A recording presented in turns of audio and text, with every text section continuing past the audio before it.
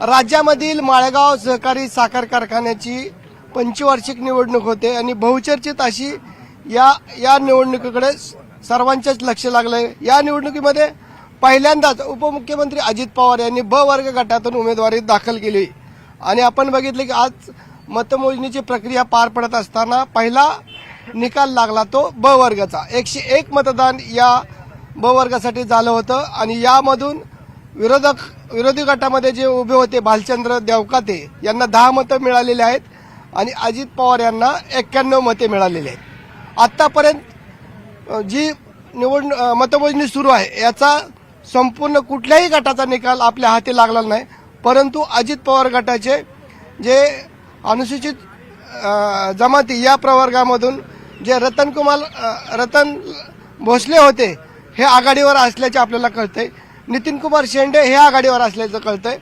तसेच महिला गटामधून अजित पवार गटाच्या ज्या संगीता कोकरे आघाडीवर आहेत, तर बळीराजा पॅनलच्या रंजन तावरे गटाच्या राजश्री कोकरे आघाडीवर आहेत आणि माळेगाव गटाची सर्वसाधारण गटाची आता मतमोजणी सुरू करण्यात आलेली आहे। या गटामधून जे माजी अध्यक्ष होते बाळासाहेब तावरे हे आघाडीवर आहेत, त्यांच्या पाठोपाठ रंजन तावरे हे आघाडीवर आहेत आणि त्याच्यानंतर एक अजित पवार गटाचे जाधवराव हे आघाडीवर आहेत। आपल्याबरोबर सर्व माळेगावचे सभासद आहेत, आपण त्यांना विचारू की एकंदरीत माळेगावचा निकालाचा कल कसा असणार आहे, काय वाटतं? टक्कर सुरू आहे, कुठलाही निकाल अजून लागला नाही, काय होईल वाटतंय? इथं कसं आहे, अजितदादांना मानणारे लोक असल्यामुळे दादांचा पॅनेलला शक्यता सगळे उमेदवार निवडून येतील एवढं दिसतंय यातून। आता 34 टेबल मोजून झालेले आहेत, काही 441 ने आघाडी आहेत, काही 235 ने आघाडीवर आहेत, काही 742 ने आघाडीवर आहेत, अशी सगळी आघाडी घेतलेली आहे। महिला गटामधून देखील काटेकी टक्कर सुरू आहे, एक महिला दोन्ही कोकरे धरलेत। हो, तसं झालेलं आहे, हे दिसतंच आहे। आता दोन्ही कोकरे आघाडीवर आहेत, परंतु आता जो नंतरचा खाडणं शिरवली असेल, निरावागज असेल, बारामती गट असेल, त्यामध्ये 100% दादांच्या पॅनलला मतदान वाढेल।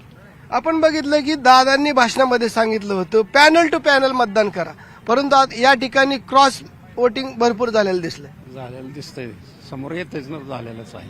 मतदारांनी जे करायचं ते केलं, तावरे धरले, खलाट्यांनी खलाटे धरले, देवकाते असतील, कोकरे असतील, ही क्रॉस वोटिंगचा फटका कोणाला बसेल? क्रॉस वोटिंगचा आता लोक काय मत बोलून दाखवत नाहीत, अंदाज नाही लागत। आपल्या बरोबर उमेदवार आहेत स्वतः, त्यांना विचारू एकंदरीत काय झालं माळेगाव कारखान्यामध्ये? आता निकाल हाती आलेला नाही आणि सगळं लक्ष माळेगावच्या निवडणुकीकडे लागलंय। कसं आहे, सगळी मतमोजणी पूर्ण होतोपर्यंत आताशी काही एक मला वाटतं 40-45% मोजणी झालेली, त्यात हे जे थोडंसं जे झालेले आहेत हे थोडीशी आघाडी दिसती, ही 400 मताची आघाडी काय अशी ज्यादा नाही, 17-17.5 हजार मतदान आहे, आताशी 7.5 आसपास मध्ये मतदान झालेलं आहे। मी सहकार बचावमधनंच निवडणूक लढवतोय, आम्ही शेतकऱ्यांच्या हितासाठी निवडणूक लढवत आहेत सगळेच, म्हणजे अण्णांच्यापासून सगळं आमचा सहकार बचाव जे पॅनल आहे हे शेतकऱ्यांच्या हितासाठी, आणि शेतकऱ्यांच्या हितासाठी जो पॅनेल लढवतात त्यांना सहकार्य मिळणार ही आमची 100% खात्री आहे। सहकार बचावची जी उमेदवार कॅन्डिडेट होत्या राजश्री कोकरे आणि दुसऱ्या जे अजित पवार गटाच्या होत्या संगीता कोकरे धरलेत, जी मुलमुले होते ते मागे पडलेत। ना अजून पूर्ण निकाल आपलं मतदान मोजणी व्हायची ना, त्याच्यामुळं आताच म्हणजे मी त्याच्या विषयावर भाष्य करू शकत नाही की पूर्ण निकाल होऊ द्या, मोजणी होऊ द्या, आणि त्यातनं आमचं बळीराजाचे किती कॅन्डिडेट येतील? बळी आपले सहकार बचावचे तुमचे किती येतील? नाही ना, आमचं पूर्ण पॅनेल येईल, म्हणजे आता हे तुमचं जे म्हणलात मगाशी ब वर्गाचं फक्त त्यांच्याकडे जाणार आहे। कसं त्यांचं सगळं सहकार सम्राट, राज्याचे उपमुख्यमंत्री, पैशाचा वारेमाप वापर आहे सगळं, म्हणजे सामान्य जनतेला अजून शेतकऱ्याला कुठं काय होतंय, अजून शेतकरी जोपर्यंत जागृत होत नाही तोपर्यंत ही पद्धत थोडी अवलंबली जाते. पण आमच्यासारखे जे कार्यकर्ते आहेत, अण्णासारखे काकांसारखे कार्यकर्ते आहेत, की शेतकऱ्यांना जागृती करायचं आम्ही काम करतोय, की सहकार जर वाचवायचं असलं तर हे असे सर्वसामान्यातील नेते मंडळी पाहिजे. आणि पक्षीय राजकारण सहकारी साखर कारखान्यात नकोच आहे.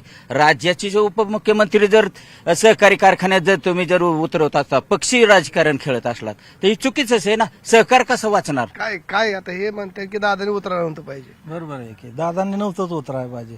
दोन्ही ह्याचेच होऊन द्यायला पाहिजे होते. कुठले दादांनी साईडलाच निघायला पाहिजे होतं आणि दोन्ही पॅनलची समोर होऊन द्यायची पाहिजे होती. सभासदांना योग्य भाव मिळावा म्हणून अजितदादांनी या पॅनलमध्ये खरं तर भाग घेतला. बरोबर आहे. यांनी आरोप केला की दादांनी यायला नव्हतं पाहिजे. असं नाही, लोकशाही त्यात कोणी कोणीकडे उभं राहू शकते. लोकशाहीमध्ये कुणी कुणाकडे उभं राहू शकतं. तुमचा काय हे म्हणतात की पैसे वाटल्याचा वापर केला. चांगला चालवायचा असेल, सगळं व्यवस्थित करायचं असेल तर दादाची मदत घेतलीच पाहिजे. दादा पाहिजेतच कारखान्यावरती. दादांची मदत घेतलीच पाहिजे असं ते म्हणतात. काय तुमचा काय अंदाज, काय कसा निकाल लागेल? नीलकंठेश्वर पॅनल अतिशय जास्त मताने लागणार आहे. आता जी ट्रेंड बघितला तो 3 गटाचा आहे. 3 गटात साधारण 400-450चं लीड आहे. आणि आता निरावागज, खांड, शिरवली आणि बारामती गट राहिलाय. त्याच्यामुळे त्यातून मतदान 400-500 जर आलं तर 1000च्या लीडनी सर्व पॅनल लागेल. तुम्ही इथं निकाल ऐकायला आलेला आहे, सभासद आहे कारखान्याचे. बरं काय उत्सुकता आहे, पण काहीतरी इथं होतंय. कुठला पॅनल येईल असं? नीलकंठेश्वर लागला असा अंदाज आहे आणि अजित पवारांचा. आणि जे रंजन काका आणि चंद्र अण्णांनी पॅनल, ते पण निवडून येतील, पण अजित पवारांच्या पाठोपाठ ते निवडून येतील. म्हणजे पॅनल अजित पवारांचा लागेल. अजितदादा, तुम्ही सभासद आहे का कारखान्याचे? मग कुठं अंदाज अंदाज बांधलाय, यांनी अंदाज बांधलेला आहे.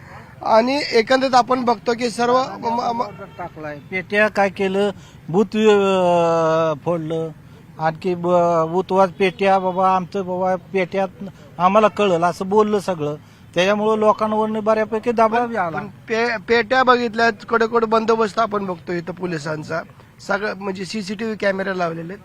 आणि असं असताना प्रत्येक मतपत्रिका बघून आता त्या ठिकाणी मतमोजणी सुरू आहे. बरोबर आहे की नाही, त्यांनी बंदोबस्त व्यवस्थित लावला शासनाने. काय तुमचा काय अंदाज आहे? काय माळेगाव तिकडे सगळ्यांचं लक्ष लागलंय. दादाचाच लागला. दादाच लागणार म्हणजे दादावर ठाम विश्वास आहे. हा? पण दादाचं पॅनल यावं असं तुम्हाला वाटतंय? पण मग घासून चाललंय मतदान. चाललंय घासून, पण आहे 2-3 गावं अजून चालू आहे. आहेत का? म्हणजे ते भरून काढतील. भरून काढणार, भरून काढतील. 100% काढणार. तर अशा पद्धतीने माळेगावची खरं टक्कर होते. अजून कुठलाही निकाल आपल्या हाती आलेला नाही. परंतु 6 वाजता म्हणजे संध्याकाळी 6 किंवा 6:30 वाजता निवडणूक निर्णय अधिकारी यशवंत माने हे प्रसिद्धी माध्यमांशी संवाद साधणार आहेत. आणि निकाल ते आपल्याला देतात का हे आपल्याला पाहावं लागणार आहे. व्हिडिओ जर्नलिस्ट सचिन सह जितेंद्र जाधव, न्यूज 18 लोकमत, बारामती.